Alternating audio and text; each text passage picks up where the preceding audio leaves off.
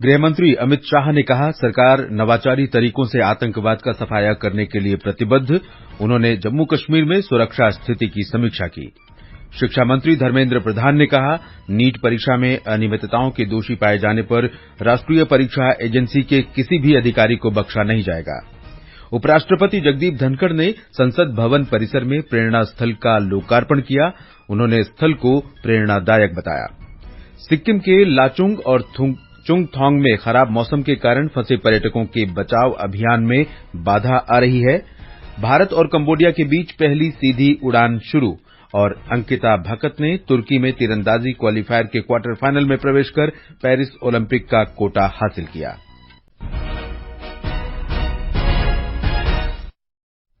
समाचार संध्या के साथ मैं देवेंद्र त्रिपाठी। गृहमंत्री अमित शाह ने कहा है कि नरेंद्र मोदी सरकार नवाचारी तरीकों से आतंकवादियों पर सख्त कार्रवाई करने के लिए प्रतिबद्ध है।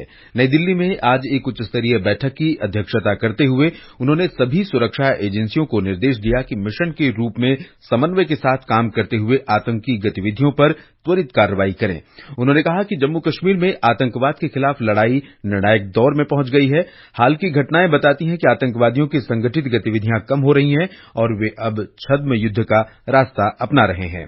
गृहमंत्री ने सुरक्षा एजेंसियों से आतंकी गतिविधियों की आशंका वाले इलाकों की पहचान करने और वहां सुरक्षा के मुद्दों पर ध्यान देने को कहा। श्री शाह ने आतंकवाद को कतई बर्दाश्त न करने की नीति दोहराते हुए कहा कि सरकार जम्मू कश्मीर से आतंकवाद को जड़ से खत्म करने में कोई कसर नहीं छोड़ेगी।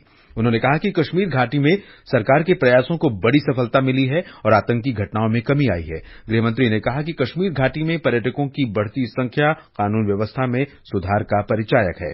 बैठक में गृहमंत्री ने जम्मू कश्मीर की सुरक्षा व्यवस्था और अमरनाथ यात्रा की तैयारियों की समीक्षा की। केंद्रीय शिक्षा मंत्री धर्मेंद्र प्रधान ने आज कहा कि इस वर्ष राष्ट्रीय पात्रता सह प्रवेश परीक्षा नीट के आयोजन में अनियमितताओं के लिए दोषी पाए जाने वाले राष्ट्रीय परीक्षा एजेंसी के किसी भी अधिकारी को बख्शा नहीं जाएगा। श्री प्रधान ने ओडिशा के संबलपुर में कहा कि 2 स्थानों पर अनियमितता बरतने की घटनाएं सामने आई हैं। नीट एग्जामिनेशन में कुछ विसंगतियां कुछ स्पेसिफिक जगह की ध्यान में आई है। जहां जहां इस प्रकार की गड़बड़ियों की सूचना पुख्ता जानकारी के साथ अभी मिल रहा है, उस पर स्पेसिफिक कार्रवाई भी कोर्ट की निगरानी में सारा विषय को किया जा रहा है। उसमें जो भी गड़बड़ी में दोषी पाए जाएंगे, वो एनटीए भी हो तो भी उसको बख्शा नहीं जाएगा। केंद्रीय मंत्री ने कहा कि राष्ट्रीय परीक्षा एजेंसी में बहुत सुधार किए जाने की आवश्यकता है। उपराष्ट्रपति और राज्यसभा के सभापति जगदीप धनखड़ ने आज शाम संसद भवन परिसर में नवनिर्मित प्रेरणा स्थल का उद्घाटन किया। प्रेरणा स्थल को इस तरीके से विकसित किया गया है कि संसद भवन परिसर में आगंतुक सरलता से महान नेताओं और स्वतंत्रता सेनानियों की प्रतिमाएं एक स्थान पर ही देख सकें। आगंतुकों को इनके बारे में विस्तृत जानकारी के लिए आधुनिक तकनीक का प्रयोग किया गया है। श्री धनखड़ ने कहा कि ये स्थल बहुत प्रेरणादायक है। इज मोटिवेशनल, इंस्पिरेशनल और जो भी यहाँ कुछ भी पल बिताएगा प्रभावित रहेगा। नहीं, भारत के इतिहास में इन महापुरुषों का क्या योगदान, इन महापुरुषों को किस कालखंड में याद किया गया। ऐसी परिस्थिति मैंने सेंट्रल हॉल में देखी। 1989 में सांसद बना, उसके बाद उसका परिवर्तन निरंतरता से। लोकसभा अध्यक्ष ओम बिरला ने कहा कि प्रेरणा स्थल भविष्य की पीढ़ियों को प्रेरणा देगा। राष्ट्रपिता महात्मा गांधी हो, बाबा साहब अम्बेडकर हो, महाराणा प्रताप हो, चाहे छत्रपति शिवाजी हो, सभी प्रतिमाओं को हमने एक स्थान पर लाया है ताकि आने वाली पीढ़ी जितनी भी प्रतिमाएं हैं 15 प्रतिमाओं के बारे में जानकारी प्राप्त कर सके। और उन्होंने इस देश के इतिहास में जो आध्यात्मिक सांस्कृतिक योगदान के साथ भारत को उच्चतम स्तर पर ले जाने का उनका योगदान है, उस पीढ़ी को जान सके। केंद्र सरकार ने आपराधिक न्यायिक प्रणाली प्रशासन में भारत का प्रगतिशील पथ शीर्षक से आज कोलकाता में एक सम्मेलन का आयोजन किया। इस अवसर पर विधि और न्याय मंत्री अर्जुन राम मेघवाल ने कहा कि 3 नए आपराधिक कानून लोगों को त्वरित न्याय दिलाने के लिए बनाए गए हैं। श्री मेघवाल ने कहा कि देश की स्थिति और समय के अनुसार कानूनों में बदलाव की आवश्यकता होती है। केंद्रीय मंत्री ने इन आरोपों को खारिज किया कि केंद्र सरकार ने बिना किसी से परामर्श किए जल्दबाजी में ये कानून बनाए हैं। उन्होंने बताया कि तीनों कानूनों के लिए बड़े स्तर पर प्रशिक्षण दिया जा रहा है। भारतीय न्याय संहिता, भारतीय नागरिक सुरक्षा संहिता और भारतीय साक्ष्य अधिनियम, इसके लिए बीपीएनआरडी ये भी ट्रेनिंग दे रही है। हमारी जो जुडिशियल एकेडमी जगह जगह है, नेशनल जुडिशियल एकेडमी भोपाल है, हर राज्य में तो नेशनल लॉ यूनिवर्सिटीज हैं, उन सब जगह इसकी ट्रेनिंग की व्यवस्था, हमारा इंफ्रास्ट्रक्चर जो खड़ा होना है, एफएसएल की जो लेबोरेटरी ज्यादा बढ़ानी है, ये सब चीजें साथ साथ चल रही है और 1 जुलाई से ये तीनों नए कानून लागू हो जाएंगे। ये समाचार आकाशवाणी से प्रसारित किए जा रहे हैं। ताजा समाचार जानने के लिए आप हमारे Twitter handle @AIR News Hindi को फॉलो कर सकते हैं। ये आकाशवाणी है। सिक्किम में तेज बारिश के बाद भूस्खलन के कारण मंगन जिले के लाचुंग और चुंगथांग में फंसे 15 विदेशियों सहित लगभग 2000 पर्यटकों को निकालने में बाधा आई है। फंसे पर्यटकों को हवाई मार्ग से निकालने के आज प्रयास किए गए, लेकिन खराब मौसम और भूस्खलन से सड़क अवरुद्ध होने के कारण ये काम नहीं हो पाया। इस बीच राहत और बचाव का काम जोरों पर है। सबसे ज्यादा प्रभावित मंगन जिले में सुविधाओं की बहाली के सभी उपाय किए जा रहे हैं। सिक्किम में भारी बारिश के कारण कई भूस्खलन और दरारें हुई हैं, जिससे कनेक्टिविटी बाधित हो गई है। एक महत्वपूर्ण चुनौती दिक्सू के पास 180 मीटर चौड़ी दरार है, जिसे बीआरओ पश्चिम बंगाल के कालिम्पोंग से पीकास पुलियों को लाकर मरम्मत कर रहा है। नगा और लंथखोला के बीच कनेक्टिविटी बहाल करने के लिए गैंगटोक चुंगथांग सड़क पर भी प्रयास चल रहे हैं। आकाशवाणी समाचार के लिए गैंगटोक से इबोमशा शर्मा। मणिपुर की राज्यपाल सुश्री अनुसुईया उइके ने आज नई दिल्ली में राष्ट्रपति द्रौपदी मुर्मू से राष्ट्रपति भवन में मुलाकात की। उन्होंने विस्थापित हुए लोगों के पुनर्वास के लिए राष्ट्रपति से तत्काल कार्रवाई का अनुरोध किया। सुश्री अनुसुईया ने हाल ही में मणिपुर में आई बाढ़ और राज्य और केंद्रीय एजेंसियों द्वारा किए गए राहत और बचाव कार्यों के बारे में जानकारी दी। राज्यपाल ने राष्ट्रपति से विस्थापित लोगों को वित्तीय सहायता देने की भी मांग की। तेल और प्राकृतिक गैस मंत्री हरदीप सिंह पुरी ने कर्नाटक में ईंधन मूल्यों में बढ़ोतरी के लिए कांग्रेस पार्टी की आलोचना की है।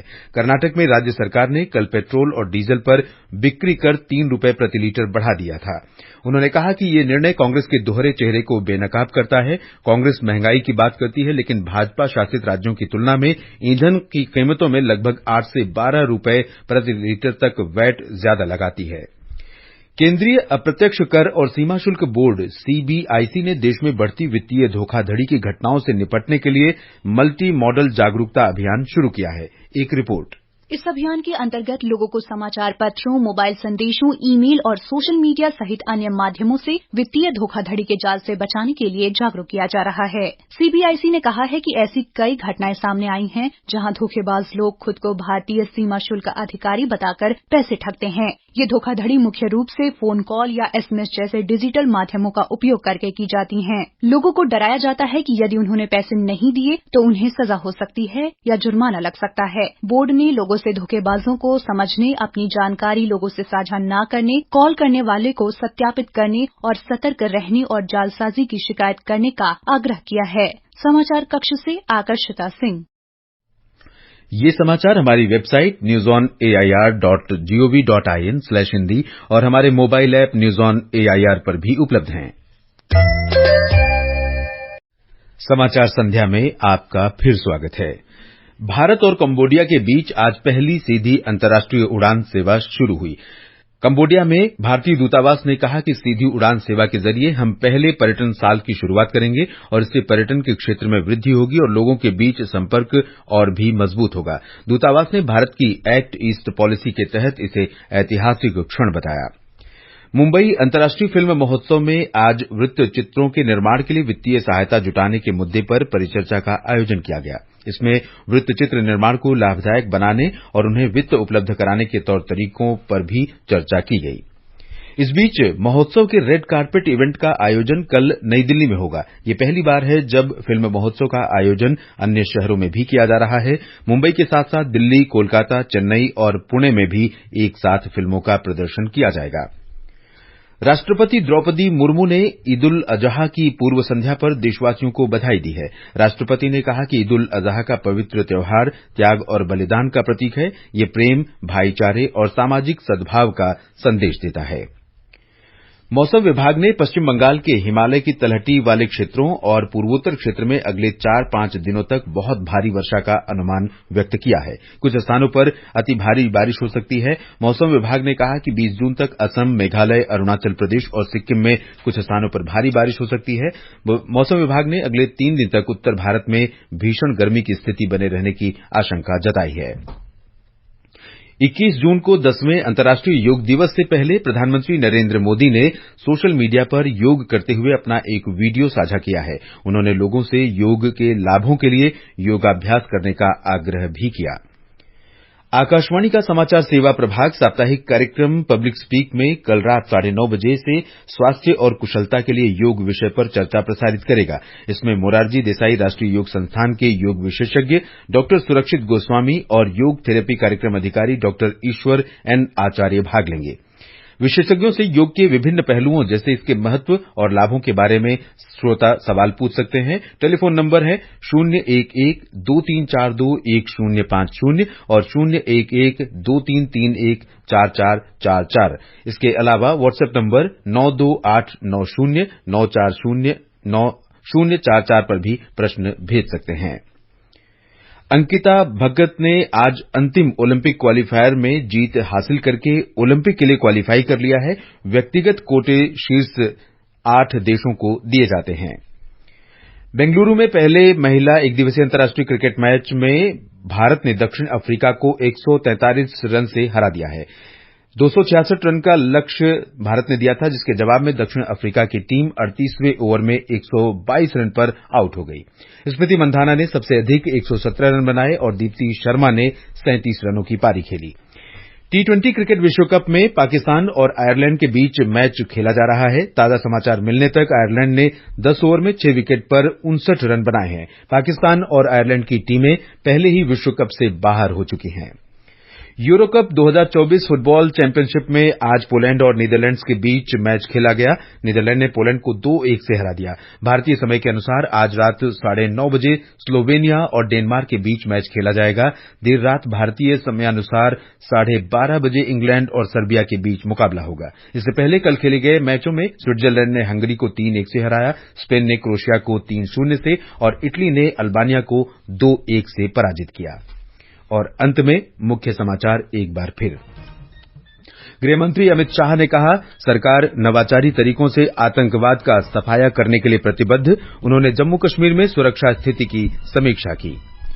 शिक्षा मंत्री धर्मेंद्र प्रधान ने कहा, नीट परीक्षा में अनियमितताओं के दोषी पाए जाने वाले राष्ट्रीय परीक्षा एजेंसी के किसी भी अधिकारी को बख्शा नहीं जाएगा। उपराष्ट्रपति जगदीप धनखड़ ने संसद भवन परिसर में प्रेरणा स्थल का लोकार्पण किया। उन्होंने स्थल को प्रेरणादायक बताया। सिक्किम के लाचुंग और चुंगथांग में खराब मौसम के कारण फंसे पर्यटकों के बचाव अभियान में बाधा आ रही है।